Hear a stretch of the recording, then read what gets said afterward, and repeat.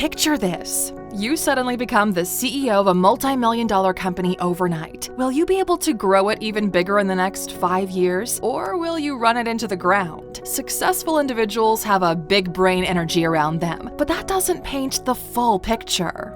Welcome to Alux. Realistically speaking, if you became the CEO of Apple tomorrow, the next iPhone would probably look like this. So maybe hold that thought for a little longer.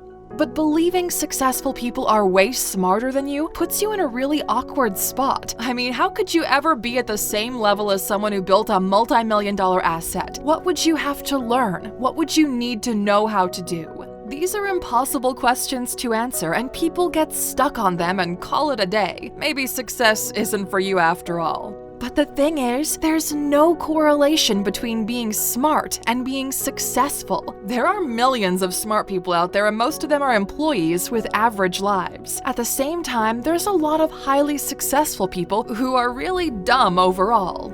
As a matter of fact, I could probably sit here for the next 6 years and talk about things I suck at. So how did these people become so successful if they're not particularly bright?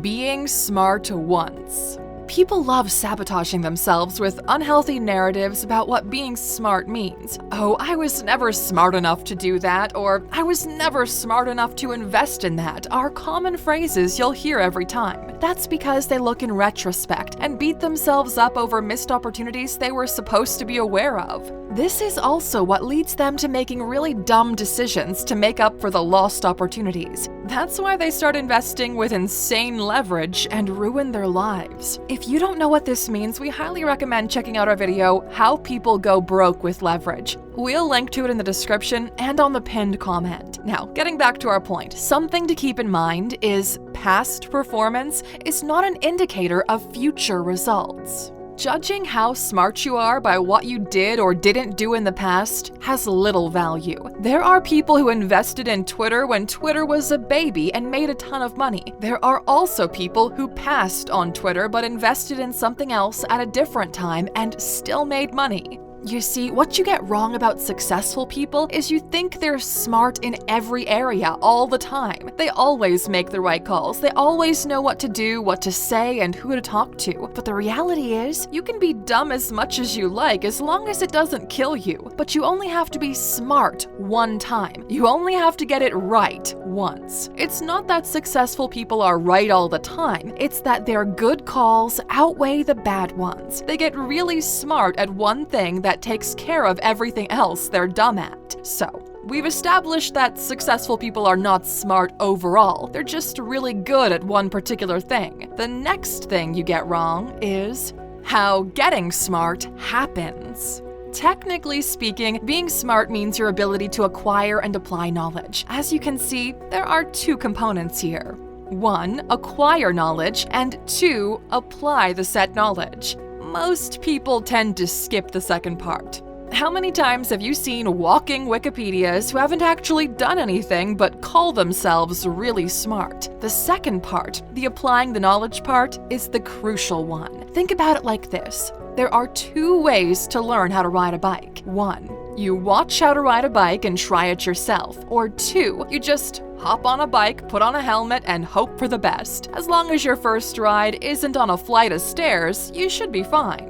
What makes you smart is doing it a second time successfully. Your first smart call can set you up for life, and you can call it a day, or a lifetime in this case. But doing it a second time successfully is what gets you the right to call yourself smart. And that second time can be another company, another investment, another product, another good call. But there's one more thing that people don't seem to understand: how the confirmation of being smart happens. Okay, look at it like this. Is Bill Gates smart for starting Microsoft? Well, yeah, it's a behemoth of a corporation and it made him a billionaire. But when he started it, the only reason the company made money was to pay for its employees. Gates never knew Microsoft would become this huge. You see, the confirmation of you being smart comes from the future. You make an educated bet with the intent intent of adding value and let the game play itself out. This is something incredibly valuable and really hard to wrap your head around. As long as you do the right things in the right direction, the game will play itself out. And even so, being smart at one thing but doing it alone doesn't guarantee success. Network. Networking is criminally underrated and often misunderstood. What does having a good network of people mean to you? The answer is probably knowing a lot of different people from different industries, right? But you see, a good network is not defined by how many people you know, but by the quality of the people you know. Do you know how many people you need to know to reach out to every person on Earth? About 6 people. And we didn't pull this number out of our ass. There's actual research on this. You might have heard of it. It's called the 6 degrees of separation, and it states that all people are 6 or fewer social connections away from each other. Look at it this way. You probably know someone who knows someone who knows someone who knows someone who knows Obama. By the way, this is kind of why pyramid schemes are scams. If you hire everyone you know and they hire everyone they know, you run out of people on Earth real quick. Okay, back to our point. This is what a good quality network looks like. It's not about how many people you know, it's about who you know. And sometimes being in the right room is more important than the reason you're there in the first place. Let's look at the case of Carolyn Davidson. In 1971, she was a young student at Portland State University. One day, she was complaining to one of her professors about not having enough money to buy painting supplies, and the professor gave her a little side project, designing a logo for his running shoes for the whopping price of $35. She did the work, made multiple variants, and the professor picked the one which sucked the least, and this is what she came up with. Yes, the Nike logo was made by a young student for $35, and first reactions were meh. She ended up working for Nike for a couple more years and actually received an undisclosed amount of shares in the end. Now it's a problem of time.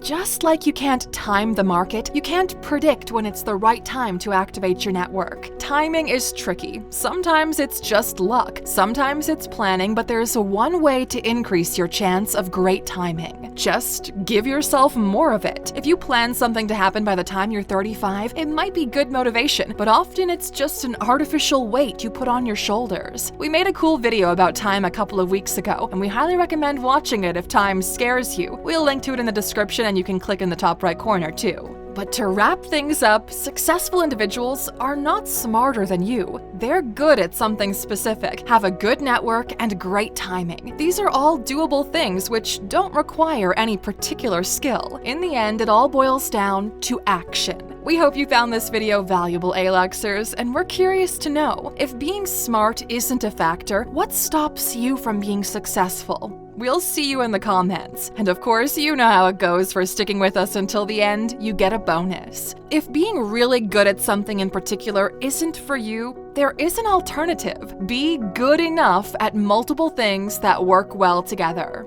We have a whole chapter dedicated to this in our Learning Mastery course, which a lot of you found extremely valuable. It all has to do with doing the minimum work for maximum results until you reach good enough status. Think about it like this. If you're a good enough wedding photographer, you'll get pushed out by great photographers. But if you're a good enough photographer and videographer, you'll be the one pushing out the competition.